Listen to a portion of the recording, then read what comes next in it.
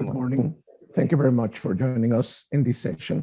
My name is Mauricio Ortega. I am an academic consultant and editorial consultant for Liveabc for Latin America.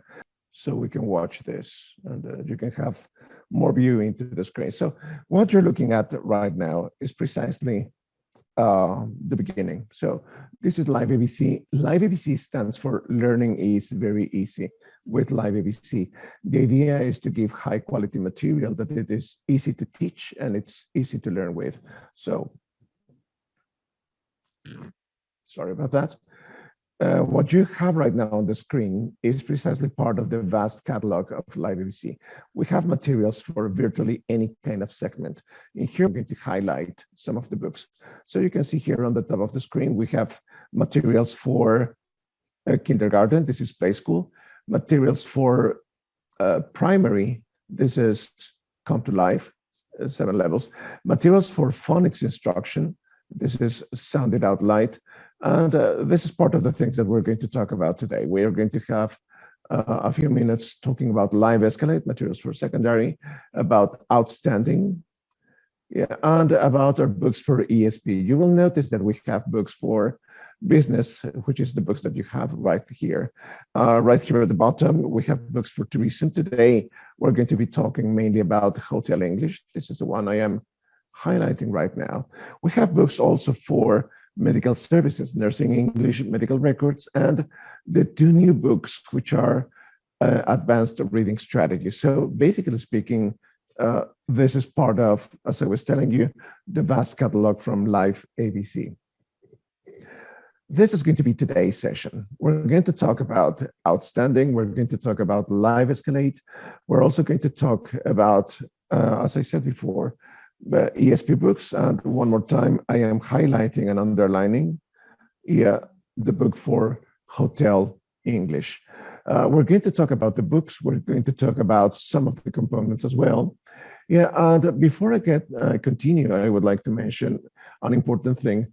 All the books from Liveabc are correlated to international standards. You will notice that on the covers of the book, we have the levels according to the Common European Framework.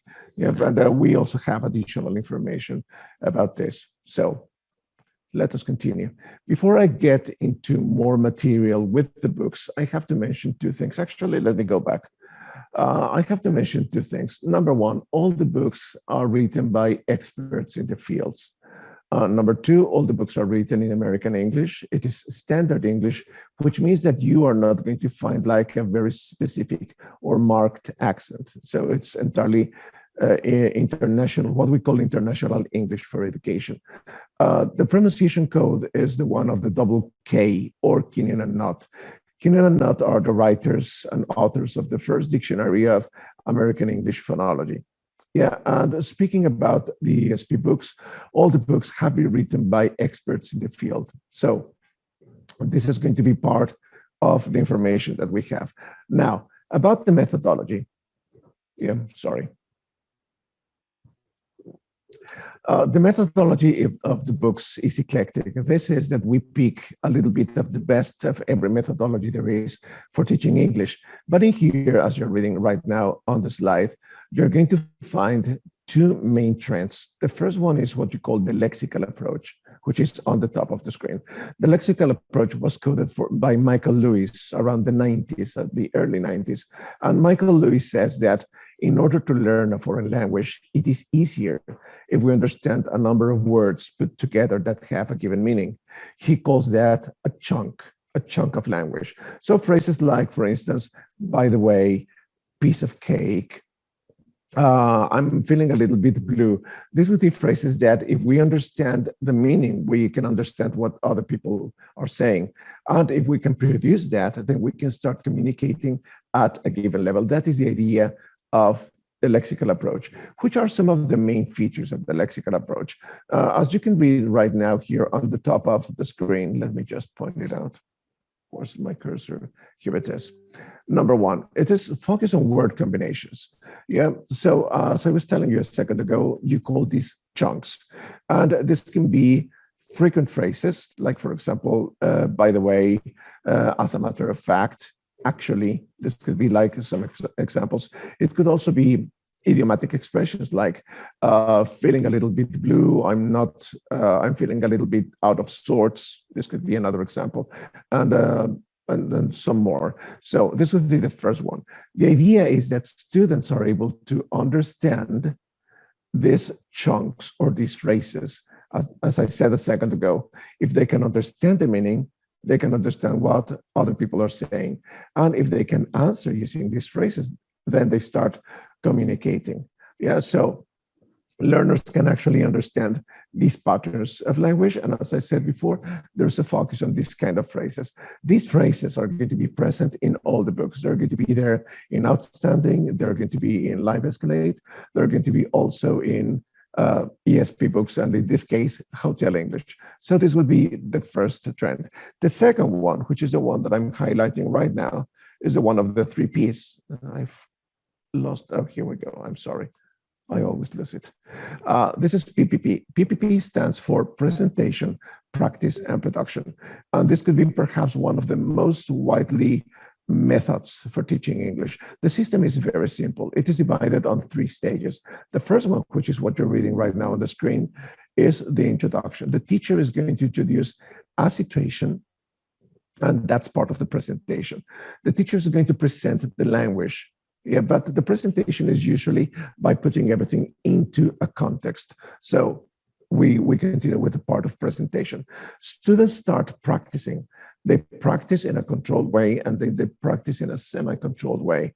And at the very end, they start producing with the new language they have learned. So these are the 3 stages: presentation, practice, and production. What I'm going to do is I'm going to show you some of the stages in a sample unit of the books, so you can understand how we can start applying these kind of methodologies and the examples that we can find in the books.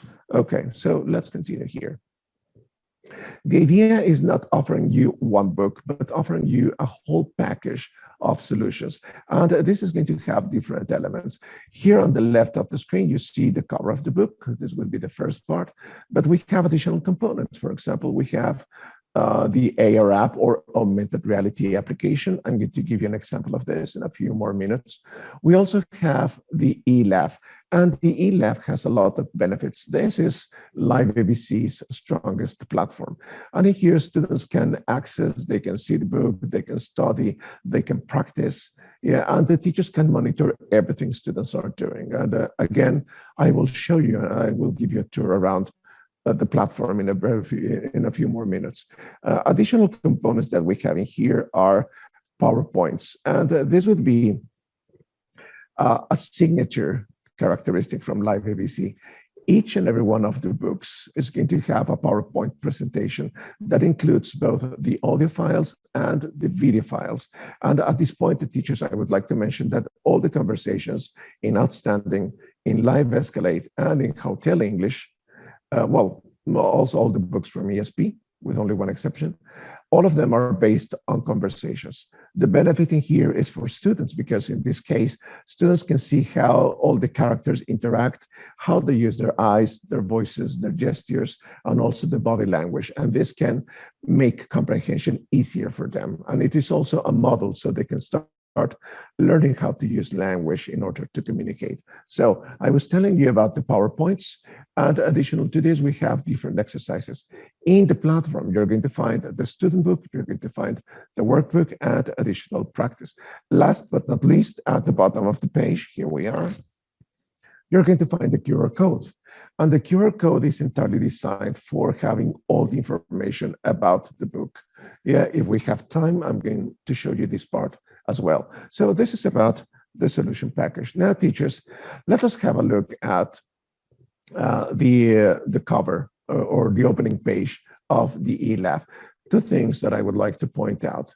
Number one, you go in here with a username.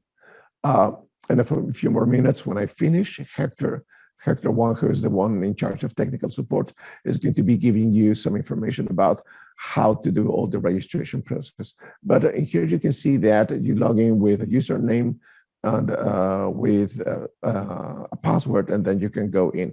Point number 1. Point number 2, I hope it is clear that this is a cell phone or a smartphone. And you can also access the eLab from a similar gadget. So you can use a smartphone, your tablet, your desktop, so your laptop. You can use different forms. So students can always be connected and they can start working. Very well. Teachers, we're going to begin working with Outstanding. What you're watching right now on the screen is precisely how the book is organized. You're going to notice that number one, each and every one of the books and the levels has 12 units. Yeah, and there's going to be a chance for revision. You're noticing here that you're going to find 10, 12, and 14 pages. And the question is, why? Why are you going to have 10, 12, and 14? And the answer is very simple. In book number one, we have, in all the books, you have all these 6 sections that you find here on the screen. Yeah, I'm going to go there in just 1 second. But if we speak about book number 2, after unit number 5, book number 2 has an additional section for language. So from 10, we go to 12 pages. Book number 4, unit number 10, has 2 pages for reading and 2 pages for writing. So we go into 14 pages. So you notice how the book goes growing in complexity, but the structure remains the same. So how is the book organized? You will notice here that the first part that we begin with is, oh, I'm sorry, this is not my page. My bad. So we begin with the cover page. I'm going to show you that on the next slide. After that, we start teaching vocabulary. If you remember, I was telling you about the lexical approach. So we start teaching them the phrases and then the words that they're going to be learning. After that, I show them how to use language through the conversations. If you remember, I told you that the conversation is based on a video. So my students can see how language is being used. After that, I go into my useful expressions. So in here, I'm going to teach my students about how to use language, how to, for example, ask, answer, ask and give information, clarify, describe, narrate. This would be the communicative functions that we're going to be working with, so my students can understand how to use language. After that, my next section is grammar. So I teach them about the structures that they're going to be learning, and they can also practice. After grammar, we go into the reading part. Reading is going to be divided in Outstanding in 3 stages. We're going to have activities before, during, and after the text. And last but not least, we go into the part of writing. In the case of Outstanding, we go into the part of process writing. In other words, we're teaching students how to write in English. This would be part number 1. But in the case of Outstanding, we're using one special format that is called model writing, which means that we're going to show students a model of what we want them to produce, and they will start producing. Let me give you one example with a sample unit. And a sip of water. Very well. So teachers, as I was telling you, over here you have precisely the opening page. So you have the unit, let's highlight it. You have the topic, which is greetings. You have illustrations, which are telling you more or less what the topic is about. And at the bottom of the page, you have a section called Get It Started with Opening Questions. The questions are optional, of course. The suggestion is that you use them, but you're free to change them or modify them so they can be adapted to the context that you're working with. After that, we go into the part of vocabulary. So let's go to the lexical approach. Yeah, we begin with expressions. Why expressions, teachers? Because instead of having students putting words together and understand how to do everything and how to send a message, we teach them a phrase so they can start answering appropriately. Let me give you one example. Whenever you tell your students, how are you? The standard answer is fine. If we're lucky, they say, fine, thank you, and you. Maybe they don't know the spelling, but they know that when they say fine, thank you, we're actually exchanging information. So this would be one of the principles from the lexical approach. So I was telling you about that part. Part number 1. Part number 2, the PPP. Here I present, they practice. Then we go to the practice part. So they practice. Then I go to my vocabulary. I'm going to show you this in more detail in a couple of minutes more. Yeah. So I present, they practice, we go to say it right, They're going to practice the conversation. They practice and they speak. In other words, they produce. And I consolidate everything with listening practice. So this would be my first stage. Let's go to the second one. So we have over here the conversation. So here we go. You have the conversation. Yeah, we have keywords. This is vocabulary, which is specific to this conversation. So it's actually a very simple thing to do. And after that, we have a section called language tips. Teachers, if you remember, I told you that we have an additional section starting on unit number 5, book number 2. So language tips becomes the language center. And this is the point where students can start learning more about how to use language, right? After this, we go into the part of grammar. Page number 1, I present. Page number 2, they practice. An important thing to point out here, teachers, is the way the exercises and activities are organized. Let's have a look. We begin with a very simple exercise. Gap fill. My students complete the exercises so they can start making a full sentence. Part number 2, they start matching so they can start putting sentences together. Part number 3, they go and they start working at a paragraph level. So this is a complete passage. And as I said, in a few more minutes, I'm going to show you an additional example of this. So after grammar, we go into the part of reading. In this case, this is a topic. The topic is about finding a job and deciding the kind of job that somebody wants to have. As I said a second ago, you're going to have activities before reading, while you're reading. Yeah, you have here some guides. And after reading, which would be some additional information. Then you have work on vocabulary. Here you go, more vocabulary. And at the very end, exercise C, this would be reading comprehension questions. Teachers, once we have all the part of reading, then we can go into the part of writing. So let's go to the part of writing. I told you this was process writing, and this was also model writing. So what am I going to do? I'm going to offer my students an example. So here you have the example, and I insist I'm going to show you something a little bit bigger so you can see it in a better way. So there's going to be like a text that has to be completed with personal information, and my students are going to complete the task. And the teachers, here we have the evidence of what my students are producing. So in general terms, this is what you're going to find here for outstanding. I'm going to show you an example in the platform in a few more minutes. Right now, let me continue with Liveabc. So in the case of Liveabc, you're going to find that the structure is very similar. We also have 12 units. In this case, all the units are made up of 10 pages, only 2 exceptions. Yeah, we have also the 6 section and review tests. Let's find some of the difference here. Number 1, you begin working with a picture dictionary. There's a little saying that says that a picture or an image can speak more than 1,000 words. And in here, with a picture dictionary, we're actually helping students understand all the part of vocabulary and vocabulary usage. So after vocabulary, we go into the part of conversation. In this case, after conversation, we go into reading. So they are receiving all the information so they can understand how to use language. After that, we teach them a little bit of grammar, and then we put everything together and we go into the part of writing. In this case, teachers, Liveabc has an additional section, and this is called the Learning Challenge. The Learning Challenge is an additional text for reading, and I'm going to go there in a second. So let's have a look.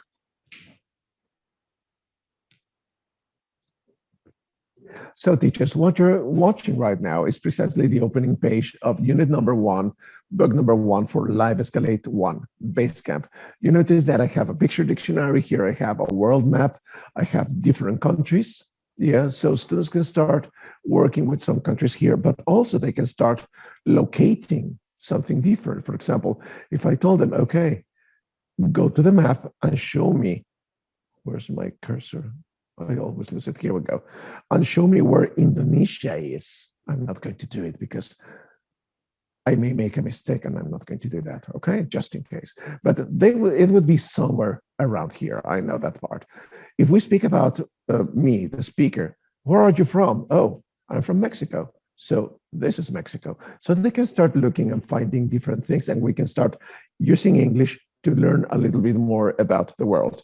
So we have, the illustration, we have flags, you know that flags are always interesting. We also have images of different icons from different places, and we have opening exercises at the bottom of the page. So this would be the beginning. Part number two, we go into the conversation. So here we have the conversation. It's a conversation between two students. Yeah, they want to know where somebody is from. We have one more time vocabulary, which is again related to the conversation. And we have comprehension questions right here. So it's very simple to use. You will notice also that the idea here is that it is very attractive. So students can actually be having some fun when they are looking at the pages. After the conversation, we go into the part of reading. And here we have a very nice exercise. I discovered this exercise, teachers, many years ago. You find a form in which you want to get information, and you have to fill it with personal information like your name, your age, your likes, maybe your university or school, your address. So students are actually reading and writing, and this is a real application of different skills. So this is what you find right now on the screen. After that, we have exercises at the bottom of the page and an additional writing exercise here. One more time, I offer them a model, and my students work the model out so they can start producing.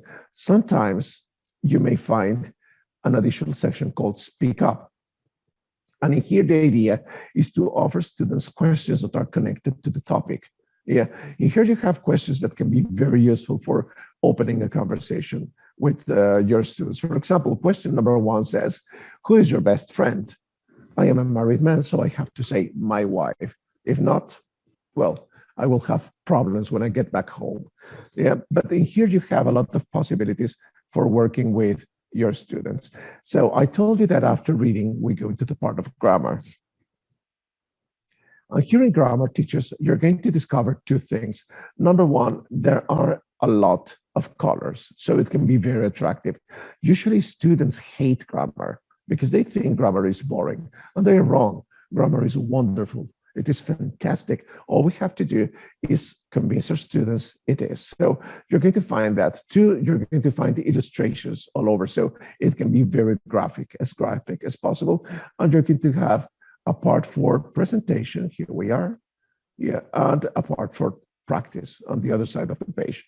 Also, you will notice that the organization of each and every page is different. So your students are always going to find a different layout. And in this way, they're going to be paying a little bit of extra attention. Teachers, after the part of grammar, we go into the part of writing. And in the case of writing, you're going to see that the writing goes on different stages. Let's have a look. I'm going to show you this right now here. So part number one, exercise A, it says, change the sentences from affirmative to negative. Yeah, part B, it says, now write the questions, not the answers, but the questions. So you see we're practicing sentence transformation. Now we go into question elaboration. On the part C, now we are going to do a complete exercise, which is more or less like a paragraph. And teachers, this is also a personal introduction. So my students, after that, they can write their own presentation. So this is the end of the part of writing. After this, I go into the section that I was telling you a second ago, the learning challenge. What is the learning challenge? This is an additional reading text, yeah, which is connected to the main topic of the unit, but this one has no questions. Instead of having comprehension questions, what I have is at the very bottom of the page, I have a section called Your Turn. And in here, you're going to find open questions. So my students can start developing a little bit more of critical thinking skills. So they can start giving some opinion. They can start wondering and answering with their own personal information too. So teachers, in general terms, this is what a unit of Live Escalate looks like. After this, I have to go into the part of ESP. And we're going to be working with hotel English. Now, in here, we're going to find some differences. Why? Number one, because this is not general English. This is English for specific purposes, which means that I'm going to be teaching English, but within a context that is getting my students ready to be working in this case, in the hotel industry. So some of the information which is relevant to the series, and I mentioned this before. Number one, the books, this series was written by experts in the field of tourism and the hotel industry. Two, you're going to find vocabulary that it is entirely related to the hotel context. For example, if we speak about services, if we speak about a concierge, if we speak about facilities, these would be words that you usually use within the context of hotel. Yeah. So you're also going to find in here, well, you notice here that it's going to be 14 units. All of them are topic-based. All of them are based on situations that you will find in hotels. And all the conversations are based on a situation between the staff of the hotel and the guests, and they are connected to real life situations. So this is what you're going to find in the book. Let's have a look at a sample unit. Sorry, sip of water. Excellent. So part number one, you will notice that in here, I have my topic, which is phone inquiries, right? So here you have the unit preview. Teachers, these are the aims of your unit, which means that by the end of this unit, your students should be able to select a hotel and introduce the different facilities, services, types of accommodation, etc. Point number one, they should be able to describe the location, to describe the book, to describe the places, the facilities, the gym, for example, the swimming pool, etc. Yeah, and they should be able to exercise a role play with a telephone conversation and make a reservation on the phone. Then we have a section that is called Before We Start. Before we start, teachers, are my opening questions. So I can start socializing on the topic with my students. After this, I go into my picture dictionary, which is in the middle of the page. So you notice that we have photographs, yeah, for the facilities. You have the names, you have the pronunciation code, and also the part of speech. So you can get to know how to explain this to your students. So there's hotel facilities, and in this case, hotel services. Now, this would be the beginning. If you remember the lexical approach, I'm giving them some ideas on how to use words and phrases. Let's go into the part of how the unit is organized. In this case, and this is important because this is very specific from hotel English, you're going to see that at the top of every page, you're going to find a scene. And you're going to find, in general terms, 3 scenes per unit. Sometimes you may find 4 and up to 5, and this depends very much on the amount of information there is for that given, the key vocabulary. Here we go. So we go with the vocabulary. Here you have the conversation. If you remember, I told you the conversation is based on a video. Then on the next page, you're going to find the language center. So we're going to teach students how to use all of this information, how to use language in order to communicate in a hotel context. So part number 1, you will notice we have sentence patterns. You will notice that we have useful expressions, so my students can have different ways of expressing one idea. And last but not least, a role play, so my students can practice. Now, what I'm going to do right now is I'm going to change to my different scenes, so you can notice that the structure is very similar, which is the benefit and why am I doing this? If you know the first part, you know the rest. And if you know the rest, you can teach this in a very simple form because you know it, right? Okay, so let's have a look. This would be my scene number 2. Let's see the similarities. So over here, I'm sorry about that, we have the scene. I have my topic, which is a tour around the city in Belgium, which is Bruges. They say it is very pretty. I don't know it. Then we have the conversation. We have the key vocabulary. We have the language center. Remember useful expressions? This was on the previous slide. Yeah, we have words to practice so they can start getting to know more. And we have a session called Give It a Try. And Give It a Try is entirely for them to practice. This is a controlled conversation. So one more time, presentation, practice, and production. Everything is here. Let's see the next scene. Similar situation, right? I have my topic, my conversation, my vocabulary. I can have this at a word level or at the phrase level. Remember the lexical approach? Here we have an example. And then I go into my language center. So one more time, sentence patterns, so they can understand how to organize the structure. One more time, useful expressions. And last but not least, role play, so they can practice. At the very end of the unit, my students will have a consolidation exercise with listening. There you go. So in all these books, in the book for Hotel English, I'm sorry, the students can practice all four skills: reading, listening, speaking, and writing. But if they're working in a hotel, obviously what they need to work harder on would be listening, so they can understand what the guests want, and speaking, so they can answer appropriately. And this is what you're going to find in the books. So teachers, this would be very much